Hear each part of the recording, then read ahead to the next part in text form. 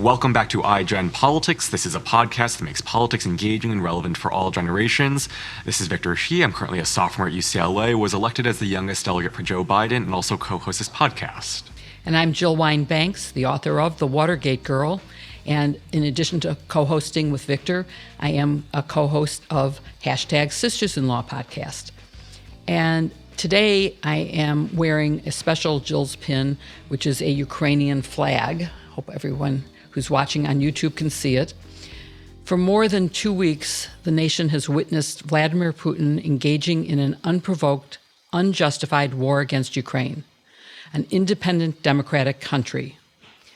Heart-wrenching videos are showing us what is happening on the ground and that there is no bottom to how bad things can get to the devastation and what Ukrainians are facing. Ukrainian mothers are shown using rifles to protect their families. Children in Ukraine are seen walking in totally alone to escape the carnage. They have no food or shelter. There's no gas and electric. It's really a terrible situation, and I can only hope that the images and videos that we are all being shown over the past couple of weeks will inspire us all to take action and protect democracy, both at home and abroad.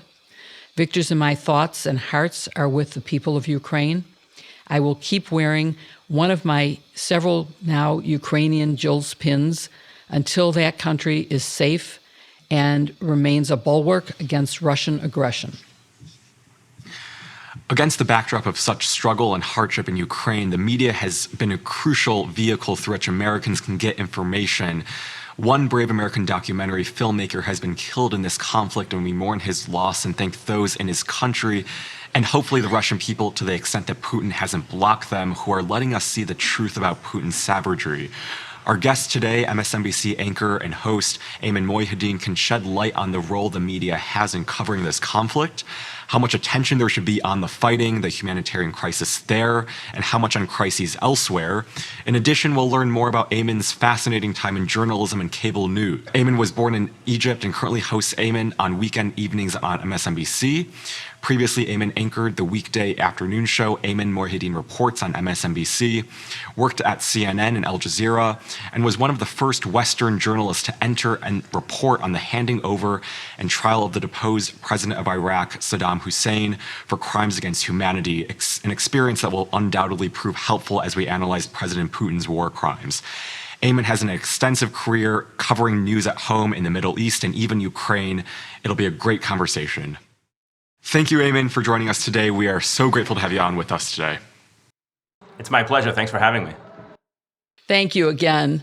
And although iGen Politics usually spends time getting to know our guests, today I want to dive right into news from Ukraine because you covered the 2014 Russian attack on Ukraine as an on-the-ground reporter. And now you're covering it as an anchor. And so I want to talk to you more about that news today. And when Putin invaded Crimea in 2014, you were there. You were in Kiev and Donetsk and along the eastern Ukrainian border, covering the events. So first, can you describe, I mean, it's something that I've always wondered, what is it really like when you experience covering a war and this particular Russian invasion of Ukraine? Yeah, I think covering conflict generally is always very difficult because you see the resilience of humanity and you see the best and worst of mankind. And I think that's a consistent theme that I've seen in all the wars that I've covered, from the Middle East to Ukraine and elsewhere. And what was so remarkable about 2014 and how it relates into now is you can almost draw a straight line between what happened in 2014 until today. And it really kind of crystallizes and puts in sharp focus the miscalculation by Vladimir Putin. And what I mean by that is, if you go back to 2014 and you see what the Euromaidan protests were about, this uprising of Ukrainians who wanted to impose a democracy and get rid of a pro-Russian autocrat who was governing Ukraine at the time, you can clearly see a very strong Ukrainian identity, a very young pro-democracy, pro-Western Ukrainian identity take hold in that country. And so over the course of the last 8 years, as somebody who's tracked this story, who's gone back to visit and report it, it's remarkable that Vladimir Putin today in 2022 thought that he can reverse those 8 years of a pro-Ukrainian, very strong nationalistic, very strong democratic identity that had taken hold. And it certainly had its problems, but this identity was so strongly forged in the span of 8 years that he thought, and he still thinks, that he can somehow undo that by the use of military force. So I think for me, it is a continuation of what we've seen over the last 8 years. And the resilience of the Ukrainian people now is on full display. I think as the world is watching and covering this war in real time, everybody's just in awe with everything that the Ukrainians are doing, from the leadership on down to ordinary people. It's interesting because with the advance of social media and the expansion of cable networks, we are seeing it real time, which we didn't see the revolution of dignity real time. And I don't think there was as much attention paid to it. But I think you're right. It's so interesting that Putin did not learn a single thing. On the other hand, he did get away with taking Crimea. He annexed Crimea. So maybe do you think that emboldened him? I think two things emboldened him. I think, and a lot of people have made this parallel, but I think the first actual event was in Syria. I think the fact that he deployed his military and was able to unleash the kind of brutality and barbarism of the Russian military on the people of Aleppo and elsewhere in Syria to prop up a dictator with very little consequence on the international stage, no sanctions or severe sanctions, not this kind of isolation, made him think that there is a military calculation that he can get away with. So that was the first data point that I would point to. And then the invasion of Crimea. Yet despite Crimea happening, despite his invasion of Crimea and the occupation of it, which was not recognized by the world, he was not shunned. Russia was not sanctioned in the same way. You did not strip Russia away from global institutions or cultural events like the way they did, or sporting events the way they've done with FIFA and elsewhere. And so the fact that he was able to get away with it, I think you're absolutely right. It emboldened him and made his calculation think that if he was able to do those two things and get away with it, and elsewhere, I mean, you think about Georgia, you think about, even other conflicts in Central Asia, Chechnya, you start to wonder whether or not all of these factored into his calculation and saying, I can take all of Ukraine and get away with it this time as well. Do you think there was anything particular about the timing? Why did he pick now? And also, do you think he's going to stop with Ukraine? Is Moldova next? Poland? What's going to happen? Those are really good questions. In terms of the timing, I personally, I don't have any insight into why he did it now. I relied on a lot of the assessments by the U.S. intelligence and the military, who said either both the conditions in terms of the fighting terrain, the frozen tundra of Ukraine made it easier. It doesn't seem like it's going easy, but it made it easier to move in tanks across the tundra into Ukraine. So there was a logistics military component to it. There were people who were speculating he wanted to do it after the Olympics in Beijing. I think the big picture question about now is why now? And I feel like Ukraine had really turned the corner. Ukraine, with every subsequent president since 2014, has made clear it no longer wants to be a part of a Russian sphere of influence. And so he was really running out of time, in the sense that if he felt that he can reverse this Ukrainian push to the West, this was the window that he was going to be able to do it. Otherwise, Ukraine, after its next presidential elections, perhaps even after Zelensky, was just pushing more and more towards the West and NATO. And the overtures from NATO and the European Union clearly had been towards Ukraine. So I think those are big picture, macro level assessments that I think Vladimir Putin was taking into consideration. His window to reverse Ukraine from being pro-Western was narrowing. That's a great insight. Yeah. And just to follow up more on Ukraine, it's consumed so much of the world over the past few weeks, and how the media is covering this, I think, is crucial to public support or dismissal of what the administration is doing. So I want to get your perspective on the coverage and the role of journalists on the ground. So maybe first, can you talk about your approach to covering Ukraine now? Yeah, I mean, that's a great question. I appreciate you asking. I mean, I think there's two different things. And as someone who has reported on conflicts on the ground for, almost all of my career, 15 years since 2001, before I became an anchor, I never lose sight of the important work that the reporters on the ground are doing, which is to report for us accurately what they see. But there is something that always is a little bit short-sighted about when you are looking at something so geopolitical like Ukraine by just focusing on the human suffering, the toll that is happening, because that is important to understand as we are seeing. But as Jill was just asking, what is the big picture here? What is something that has happened over the span of 20 years involving Ukraine, NATO, and Russia that we don't understand? And that's what I try to bring a little bit to the reporting, which is taking a step back, trying to look at things from a 35,000-foot level, and trying to analyze the movements and the big picture of what has happened over the span of 20 years, not just the span of these 18 days. So I think the two complement each other, and we have reporters, and we see, unfortunately, the cost that reporters are paying to bring us these stories, and they're extremely important, and we should not lose sight of it.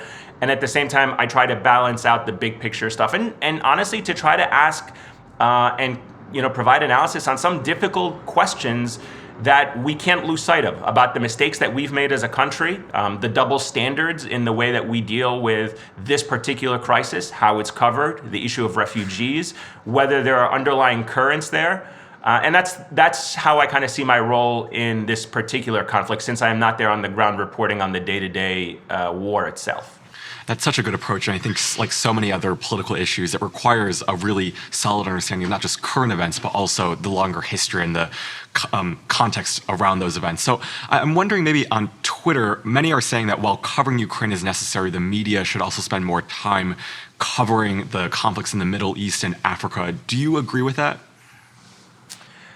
Yeah, I mean, I don't think of media as a zero-sum game. It doesn't mean that if we're covering Ukraine that we're not covering the Middle East or Africa. I do think there are some structural problems generally across the board in that stories in Europe always get more attention than conflicts in places like Africa. I mean, look, when the Middle East was enraged with war between Libya and Syria and Yemen, all of those got a lot of attention in Western media. Today, coincidentally, is the anniversary of the beginning of the Syrian uprising, which led to the Syrian civil war.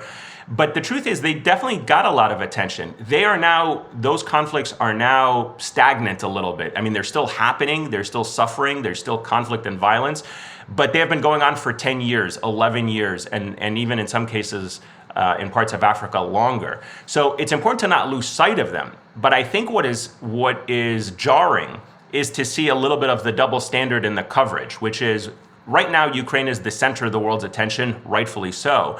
But the question that should be asked is, why is the response to what is happening in Ukraine different? And I go back to some of the questions that we were just discussing. Why wasn't Russia sanctioned when they were carpet bombing Syrians? Why did nobody, express outrage in the same way? Why didn't Europe open its borders and allow Syrian refugees and Afghan refugees to be allowed the same kind of humane, compassionate, expeditious entry into Europe the way that we're seeing happen right now with Ukraine? I think this is the right model. This is the right approach. So I'm not saying this is wrong. I'm saying, no, this is right. The question is, why weren't we doing something similar when we saw the Syrian question? And then the harder question, and again, I want to be careful because I don't want people to perceive this as whataboutism. This is not about whataboutism. This is about learning from our own mistakes and wondering if we are also making mistakes. And I can certainly talk about this, Jill. You certainly know this probably better than I do when it comes to international law and accountability. But we've worked so hard sometimes to undermine international law and the rules-based system, and now we would like to try to use the rules-based system in the International Criminal Court to punish somebody like Vladimir Putin. So it's sometimes we actually shoot ourselves in the foot because we need to use these tools when we can to bring dictators and oppressors like Vladimir Putin to account. But we had a president like Donald Trump who actually sanctioned the ICC because of what it did. And I think those are the things that we sometimes have to not lose sight of and make sure we ask honestly about. So I want to follow up on that because it seems to me that when we're talking about setting things in context, it concerns me is that context, talking about the historical context, that one of the things I'm not hearing very much about the international law. I'm not hearing much about really defining what is a war crime, what's the role of the ICC, what's the limitations on the power of the ICC. And so what do you think? I mean, could you, the media, be doing more to bring about some knowledge about the International Criminal Court, about Russia's being able to veto actions because it's part of the UN, and all the other possibilities, the International Court of Justice. There's many tools. I'm not sure we have all the tools identified, and Victor and I are actually going to do a podcast with an international law of armed conflict expert, because I don't think there is enough of this. And I personally wanted to be more educated, so I'm hoping other people will. But do you think that's one of the missing? Oh, absolutely. And I applaud you guys for having that conversation. And it's certainly something I try to do on my show and putting the spotlight on it. And I think there's two parallels to draw here. One, if you take a look, so the International Criminal Court, obviously, the way it works is you have to be a signatory to the Rome Statute, which is essentially what created it. And by doing so, you give the court jurisdiction over those who are signatories to the ICC. And in the ICC's case, Russia, Ukraine, and the United States, the three of them are not signatories. So just right out the gate, the ICC does not have jurisdiction over any three of these countries to be able to go and investigate without an invitation. Now, what has happened, uniquely enough, is that in 2014, Ukraine recognized that there were possible war crimes being committed by Russia during the invasion of Crimea. And so they invited the ICC to come in and look at these allegations. The ICC accepted, they opened an investigation, and believe it or not, that is the investigation that is currently being used based on the initial invitation of the Ukrainian government from 2014 to incorporate all the events of 2022. But here's the challenge.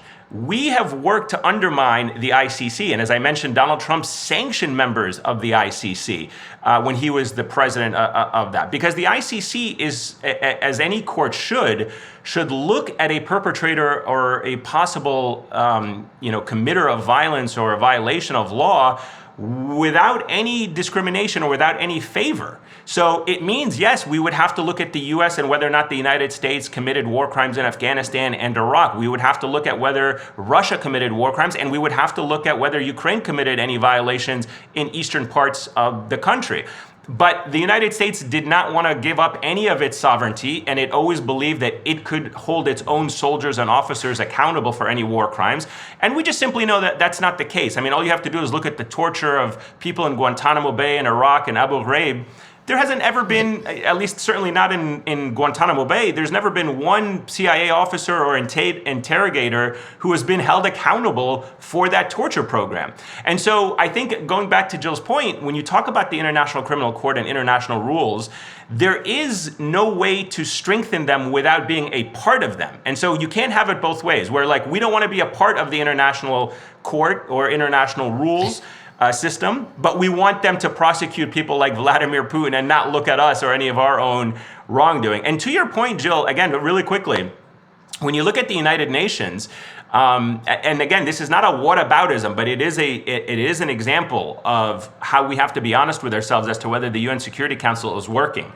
There are two countries in the last 20 years on the Security Council who invaded another country based on a pretext of false information and in their own national security interests. In 2003, the United States went to the UN. They said Iraq has weapons of mass destruction. We knew that to be false. We know that it is false now. And they convinced the world that they're doing this invasion without any international authorization to do so. And Russia is now doing the same. They invaded Ukraine on a pretext that it is for their national security and based on, false lies of their own interests. And in both of these cases, these are two countries that can block any meaningful condemnation or sanctions at the United Nations level because they're both powers on the Security Council. Well, do you think that the U.S. knew when Colin Powell instruction? Do you think he actually lied or that he was misled, misunderstood the surveillance pictures, because that would be very different than Russia now saying, we're helping the Ukrainians, we're going to denazify the government, which is led by a Jewish president.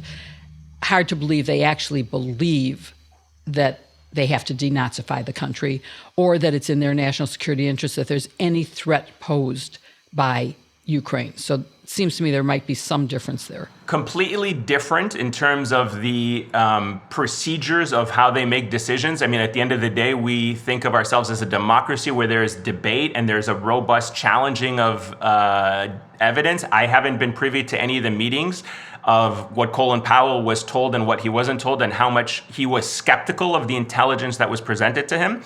And look, 2020 is hindsight. Sorry, you know, when you look back at these things, it's always perfect, right? Hindsight is 2020. But the point I want to say is, we know now that there was enough skepticism back in 2003, but we were so caught up in the post 9/11 world and just the paranoia that Iraq had weapons of mass destruction. But if you really looked at what was emerging around the time that the American administration, and specifically people like Dick Cheney, Paul Wolfowitz, and others were pushing about Iraq, it was clear that the evidence was not strong enough to lead to an invasion and ultimate occupation and the killing of hundreds of thousands of people. So in my opinion right now, I'm not saying that what Russia is doing is similar. I'm saying about the rules-based system.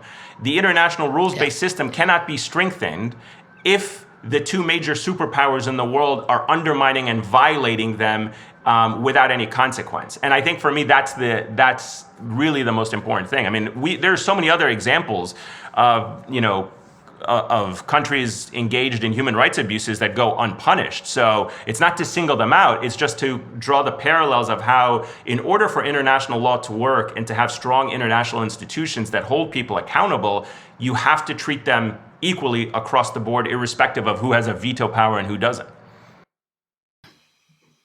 So let me go to a different part of the coverage of my dog, a different part of the coverage of the war, and that is the risk to the reporters on the ground. You certainly face that. Sadly, we now know that at least one journalist, a documentarian, has been killed in action, Brent Renaud, and a Fox reporter has been seriously injured and is hospitalized. And I suspect there will be more, because Russia is sending attacks right into places where the reporters are. They're attacking apartment buildings. That's not my dog. Yeah, sorry, I apologize. That's my dog. Oh, good. I'm glad. He's answering mine. I love it. Maybe we can introduce them. They'll be friends. Anyway, so how do you deal with that when you're in that situation? I mean, when you have bombs exploding behind you, when you have innocent civilians fleeing.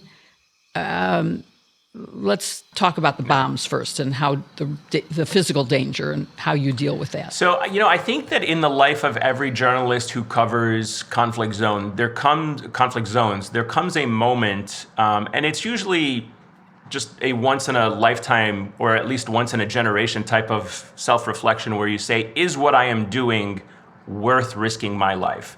And young journalists certainly ask that question when they start, because they believe that what they're doing is important. And they probably don't necessarily revisit that question until they have like another monumental moment in their life, like starting a family and have other responsibilities and things change. And so for me, as a young reporter, when I was 22, 23, going to Iraq for the first time, I went to Iraq as a freelancer, very similar to what people are doing now. And I was committed to the idea that what I was doing as a reporter, as a producer covering conflict and war, was that it was important for people to see it, and I felt that I had a certain context and perspective as being someone from the region that could help explain that to an American audience at the time. And I didn't revisit the issue of whether or not I wanted to be committed to being a war reporter or a conflict reporter until I had children of my own and I started weighing the risks of, like, do I want to risk my life for that? And so I never lose sight of how dangerous it is for the reporters there on the ground. And as you mentioned, we've already gotten tragic reports of reporters being killed in Ukraine, as we saw in Syria, as we saw in Libya, because these reporters fundamentally believe that what they are doing is beyond essential, that it is a lifeline to democracies to see what is happening on the ground and for humanity to be able to see these images. How people operate, I think, it's different from organization to organization. Various organizations, big organizations, and this is something that always needs attention. Massive media organizations that have the resources to provide security, flak jackets, helmets, real-time data about the conflict, are important. And I'm fortunate enough to work for an organization like that.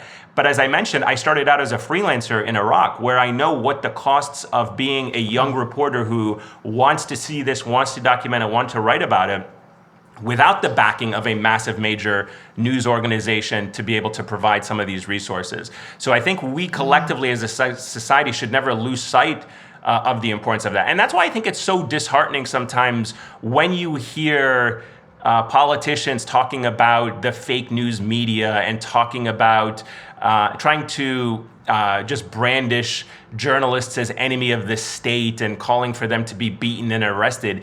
It's really disheartening to see, on one hand, politicians say that, and then to see these young reporters who are literally risking their lives to try and bring you images and stories about the suffering and what's happening on the other side of the planet. I completely agree with you about the importance of this, and I'm proud that there are people willing to risk their lives to make democracy safer by letting us know the facts. From a different perspective, though, while you're on the ground, you're seeing humanitarian suffering like never before. We're seeing people starving, the water cut off, the heat, the gas, electricity, and people like from MSNBC are there with lots of resources. How do you deal with the fact that you have food and electric and backup stuff? Is there ever a time when you go, like, I really want to give my food to this starving person? Or how do you take that emotion out of it? That is such a good question, and it is absolutely heartbreaking, and it is definitely one of the hardest moments of being a reporter, where you know that at the end of the day, because of the privilege you have, depending on what country you come from and the resources you have, you can easily get out of that situation. And I just think of my own personal experience, again, on the ground in a place like Gaza. I covered several conflicts there, and I knew, because I was an American citizen working for an American organization, that I can literally pick up and leave the very next day with my passport out of the border, and nobody could stop me. And I would think of the 2 million people who were stuck in Gaza, who couldn't escape the shelling or the bombing or the fighting, and they were stuck there. In addition to all of the other things that you talked about, the logistics, we had generators, we had, money that we could use to buy food and access to bringing equipment in. So it is definitely one of the most challenging parts, but I think the most important thing as a reporter is to be humble and to not lose sight of why you are there, and see how you can help the people there with your reporting, which is the most important thing. If you can show the world what Ukrainians are experiencing now in real time, you can help mobilize the world in a humanitarian way. And I think that is the power of journalism. And what I mean by that is, if you look at the way this conflict has played out, reporters documenting the suffering and the needs of the people in Ukraine as they cross the border, it mobilized people in this country to donate money. You've seen prominent organizations and chefs like Jose Andres and World Central Kitchen pack up and go to the front lines to provide meals to the people who are crossing the border. So I think as a journalist, you try to process that your immediate role. Even if I was to give a bottle of water to one Ukrainian family, it's going to help them. But what could also help them is by showing what they're going through to the world, to mobilize the world, to galvanize the world into action, into saying we have to find a way to either help them or stop this war. And I think that's the balance that you try to strike. But it is definitely one of the moral dilemmas of covering conflict is not losing sight of the privilege that you have as a reporter in an organization that has resources, while at the same time documenting the suffering of people, and making sure that you stay grounded with that reality. That makes sense. So one last question before I turn it back to Victor is, in addition to the humanitarian emotional toll, the physical risk of bombs, There's now a new penalty in Russia, which is a 15-year sentence for telling the truth. If you call it a war, that's considered not part of the Russian story, and so you can go to jail. And there was a video, which MSNBC has now confirmed, of a staff person from one of the Russian television stations walking behind the newscaster with a sign that said, "Stop the war, don't believe the lies, this is all propaganda." And I believe the reports are that she has been arrested and will be in jail for 15 years, no doubt, probably without a trial. How do you deal with that kind of additional risk? If you were reporting from Russia instead of from Ukraine, what would you do? I mean, do you think they would arrest an American reporter in Russia reporting on what's happening? You know, that's a very good question, and I don't have insight into it, and I genuinely mean that. I think in this particular case, I think those are two different components. One is the Russian employee at the Russia One channel, Marina, I believe is her first name. Yeah. And she was an editor at that news organization. And I think what we should be clear about is what she did was an act of courage, and it was an act of defiance, and it was certainly it wasn't reporting in the sense, but it was an act of protest. And that's the most important thing in this, is that her act of protest is what is raising the awareness to people into the country to say, hey, what you're listening, what you're hearing, what you're seeing is not the truth. Put that aside for a moment, because as we see, that is the result of living in a country that is authoritarian, that doesn't allow freedom of speech, that doesn't allow protest. Because if she had the ability to protest safely outside of her workplace, then that act would not necessarily be as significant. But it is. So the other part to your question is about the reporters that are there. And there's no doubt that Russia right now doesn't care about the information war space or world outside of Russia. It cares domestically about what it's doing. So to some extent, what they care about is not what is being reported about Russia to the outside world, but what Russians are seeing. And so to that point, American journalists that are reporting there are reporting back to an outside audience, an audience in America, an audience in the Western world. And I don't think Russia is as concerned about that as they are concerned about what Russians domestically are seeing. It is still very dangerous. We know that the Russian government has the ability to arrest people. I don't know that they have gone so far as to arresting any Western journalists that are operating there for any American or European news journalists. But I also would not rule out that if they get desperate and they are concerned about the messages and what is coming back into Russia, that they could take similar actions as we've seen elsewhere. So let's maybe change the subject a bit for a moment to domestic politics. You've covered January 6th, and you also have a podcast based on a call you received from your high school classmate whose sister-in-law died in that attack. Let's focus on this story specifically. Her name is Roseanne. What did Roseanne do, and what drew Roseanne to Trump, do you think? Yeah, I mean, this was a story that I honestly, it kind of fell in my lap.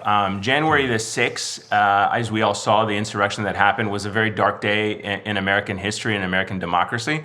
And I think a few days after January the 6th, I got a Facebook post from an old high school friend of mine who said, "You've probably heard the news.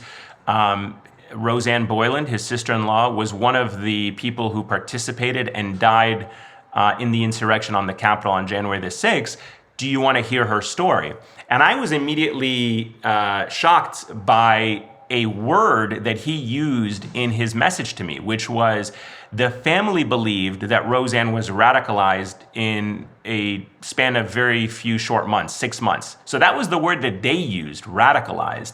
And it was very jarring for me because I, again, had spent so much time overseas covering the rise of ISIS, terrorist attacks in Iraq and elsewhere, that I was very familiar with the idea of radicalism and radicalization. And to hear it being used in the context of January the 6th was surprising. And I immediately replied back saying, yes, I would love to. And I knew the family. I certainly knew Justin, who is her brother-in-law. So I went down there. I got to know the family. I reconnected with Justin. And over the span of a year, my producer and I and our team put together this podcast that really examined how this woman, who was very apolitical, had never voted in her life, had actually gone from being, I would say, someone who was down on her luck, who definitely had challenges in her life, who suffered in her life, to becoming this ardent QAnon believer and supporter of Donald Trump, thinking that if I overthrew American democracy, I was somehow fulfilling a larger picture of saving our country. And that transformation in the span of 6 months is what the focus of the podcast was, and how she was ultimately led down this path of disinformation and demagoguery. What do you think Roseanne's story says about the insurrectionists who participated on January 6th? I think it says that the message and the appeal and the intersection of, this triangulation is very, very broad in this country. And what I mean by that is, you have, this is my experience of reporting on radicalism overseas. It happens in this triangulation of three things: destitution, disinformation, and demagoguery. And what we saw in the United States, which was unique, and again, I make this comparison to what I'd seen overseas, people have hardships in their life. They're destitute. And in the case of Roseanne, she struggled with substance abuse. She suffered an abusive relationship. She struggled to have a job. She was constantly in trouble with the law.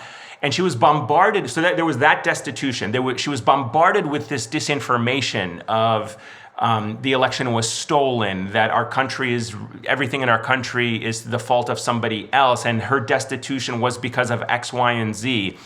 And what was unique in America that I think America did not have on a national level, and certainly not at such a powerful position as a president, was a demagogue. You had Donald Trump emerge on the scene who said, your problems, I alone can fix them.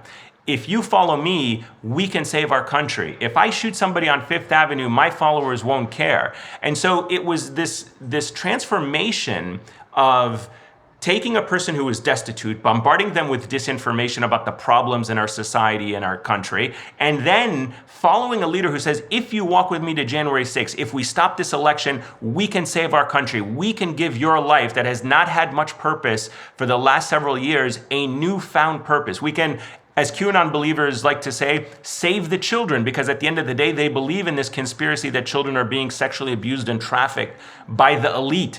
And so when you put all those together, it was a very dangerous recipe and a dangerous cocktail that I think is what made January 6th turn out to be what it is. I'm not saying everybody who was there is a QAnon believer, but everybody who was there believed that the election was stolen and believed that by overthrowing our democracy or by stopping this election, they were doing something in the best interests of the country. And that is what was so dangerous about the rhetoric that was coming out of people like Donald Trump and his sycophants who were saying, we must overthrow our election in order to save our country.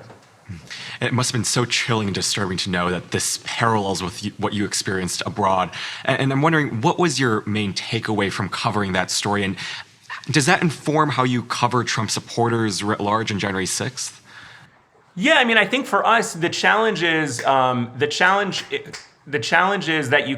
you can't look at it from the perspective of comparisons. One of the things that I think that is hard in all of this is trying to avoid comparing what you saw on January the 6th to the broader ailments in our society. I think January the 6th was a very specific result of a movement of disinformation and violence that was at its core anti-democratic. Now, the challenge is that you have somebody who is, and somebody like Trump and his supporters, who are now taking the grievances of people all across the country, some of them legitimate grievances, and morphing that into being an anti-democratic movement. And that becomes an extremely dangerous situation for our country, because not only are you contending with legitimate grievances, but you also have to contend with an anti-democratic movement that the FBI and others are warning could potentially become violent. And as people have testified in Senate hearings repeatedly and congressional hearings, the biggest threat that we are facing right now is the domestic threat, is this domestic convergence of nationalism and violence that could potentially threaten our democracy, not only on a federal level or a national level, but we're seeing that then get morphed with the political party, particularly Republicans on a state level, that are introducing laws that make it harder to vote, make it harder to be a functioning democracy, potentially overthrowing the results of an election, And it's a very dangerous moment in our country's history. Can we go back to something that we mentioned a little earlier about Fox? And there are two issues that I want to raise. One, let's relate to coverage of Ukraine and Tucker Carlson basically spewing Russian propaganda and being played on Russian television. But he's not the only one. Apparently, Jennifer Griffin, who was a Pentagon reporter, had to correct anchors Hannity and some others on air for spreading Russian propaganda. And so I'm just wondering, what do we do to get facts to the viewers of Fox News about what's happening so that they don't, as they are now saying, well, it's really Russia is saving us from the deep state and they're saving the Ukrainians. This is very disturbing to me that Americans believe that, but that's what they're hearing, and if their only source is Fox, so what do we do about that? Yeah, I mean, I think you're asking like $1 million question, which is how do we fundamentally make sure that American people are well informed? And this is the challenge that we have in a free society, certainly one where there's a free marketplace of ideas and free marketplace of information. All that, and there's something good to be said about it, and there's something critical of it, which is, we live in a media environment that is ratings based, and it's it's a commercially incentivized platform. And so I am not necessarily sure that the people at Fox are always thinking about what is right and wrong in terms of information. I think they're looking at what rates and what doesn't rate. And that could be applied across the board generally to all broadcast news. The challenge is, how do you make sure that the people in these positions of great responsibility and great power strike the right balance between the information that is correct and verifiable and truthful, and at the same time holding people in power responsible for what they do. So I think it really comes down to an individual level. What I would say, and this is not to try to diminish or marginalize any one network over the other, but it is to say you have to look at the totality of how Americans consume information. And this has always been one of the hardest things, because I feel that one of the challenges in the United States is that America and Americans, they have access to so much information. I mean, they have the ability to find out within seconds about an explosion in Ukraine or an attack in Iraq or a missile that landed or North Koreans firing a missile within seconds of it happening. But how many Americans are willing to understand why that event happened? And I think a lot of that has to also be the responsibility of consumers of news. It can't just simply be that you sit at home and say, I'm going to watch Fox because that is all, or MSNBC or CNN, because that is all I know how to watch, and be lazy about it. Our citizenry is evolving. Our democracy is evolving. Our citizenry requires more participation.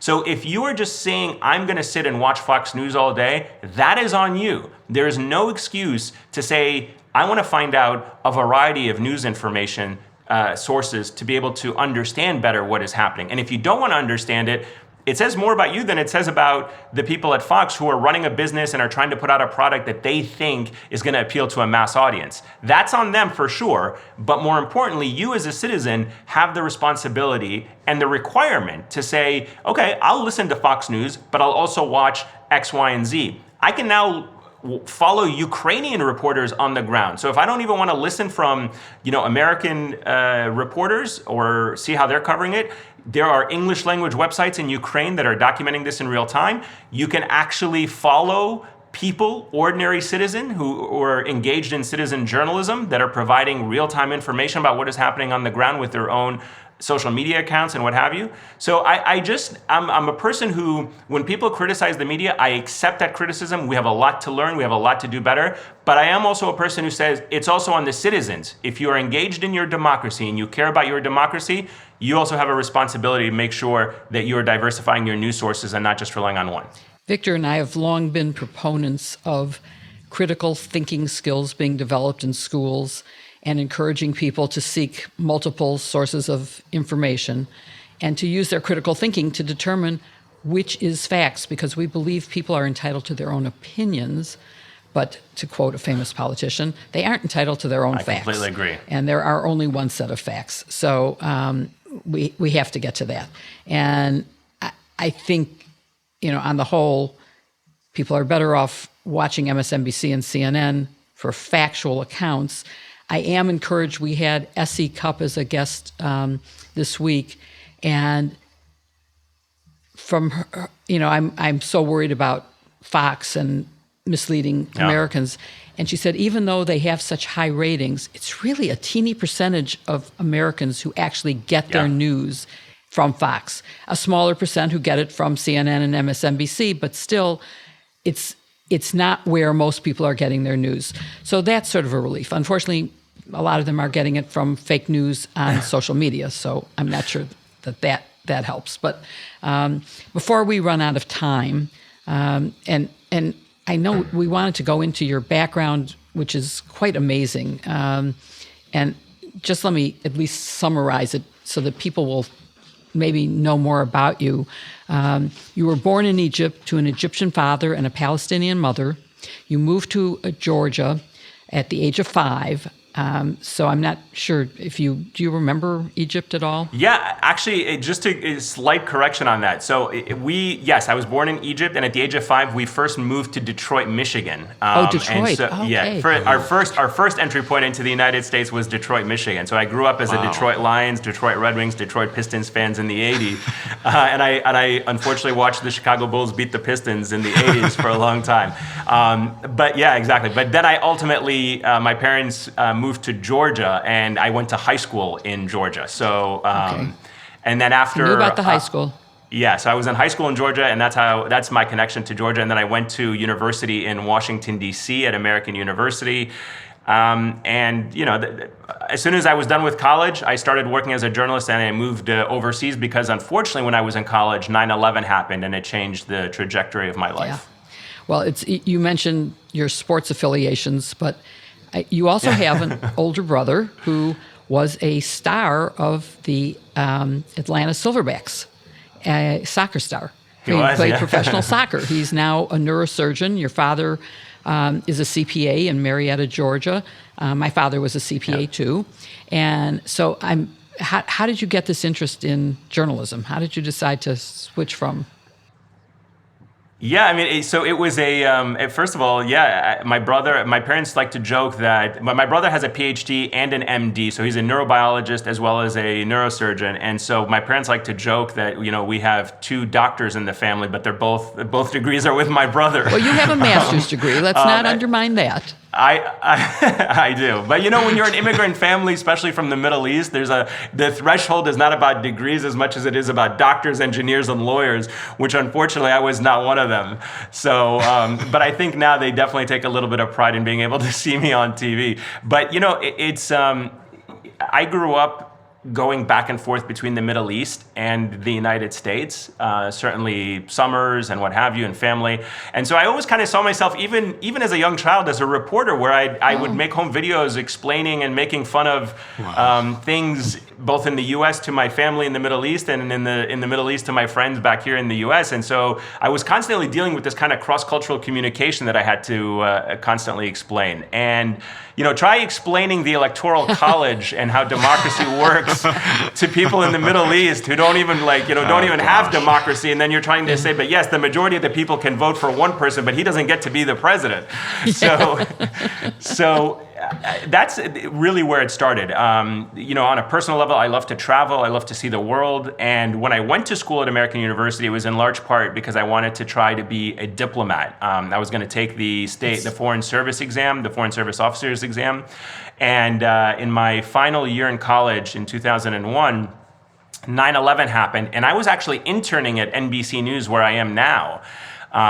Very entry-level job. It was a great experience, but I didn't think it was going to be a career. What happened was, after 9/11, they didn't have any producers who spoke Arabic. And so I was kind of plucked out of being an intern or a desk assistant and thrown into the mix of investigative reporting into 9/11, using my Arabic, helping producers with translation work and documentation, and mostly in that space.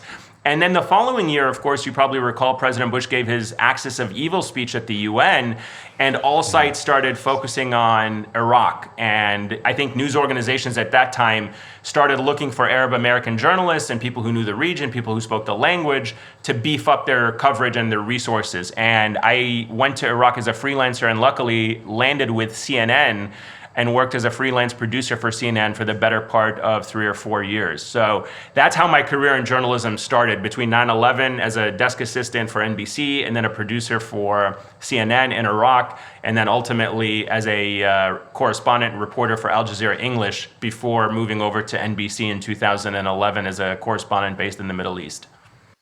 So, and I should point out, in all joking aside, that your master's degrees really are in relevant subjects to what you are now covering, because you were very much focused on the European Union and on international, and you did if I can see it, the news media paradigm in the war on terrorism. So you really were involved in looking at things that matter today a lot. And I think with that, Victor has a last question. Yeah, so I mean, we talked right before going on air, you mentioned that you studied abroad in Brussels. We talked about your career in journalism. For college students like me, or for anyone who might be interested in going into journalism, what advice do you have for them based off of your really just remarkable career?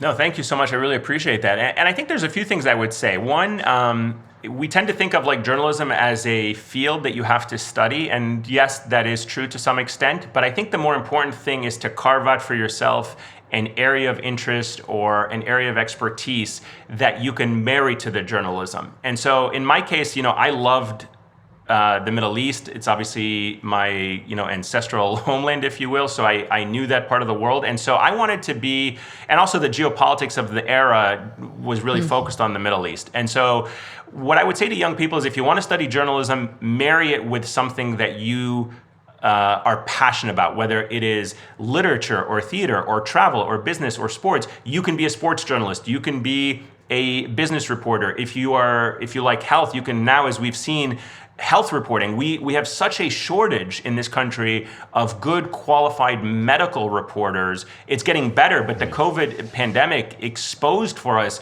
a deficit in how we have good scientific-based reporters who can understand and distill very complex scientific research in a way that ordinary citizens can understand them.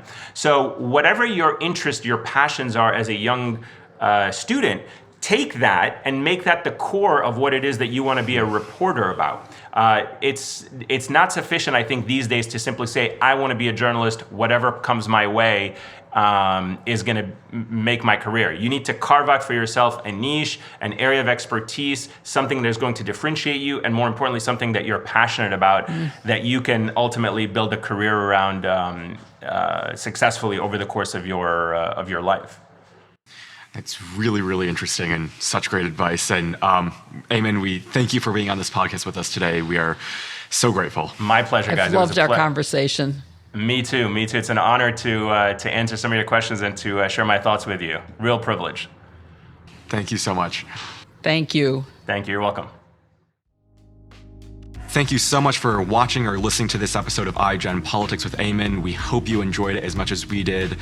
And you'll tune in next week for another episode of iGen Politics. We're on YouTube, so be sure to subscribe and like to us there. And then also we're on Apple Podcasts, so follow us there or wherever you follow your podcasts and leave us a 5-star review and rating. It helps others to find us if you do give us a good review. We'd appreciate it, and we look forward to having you join us again next week.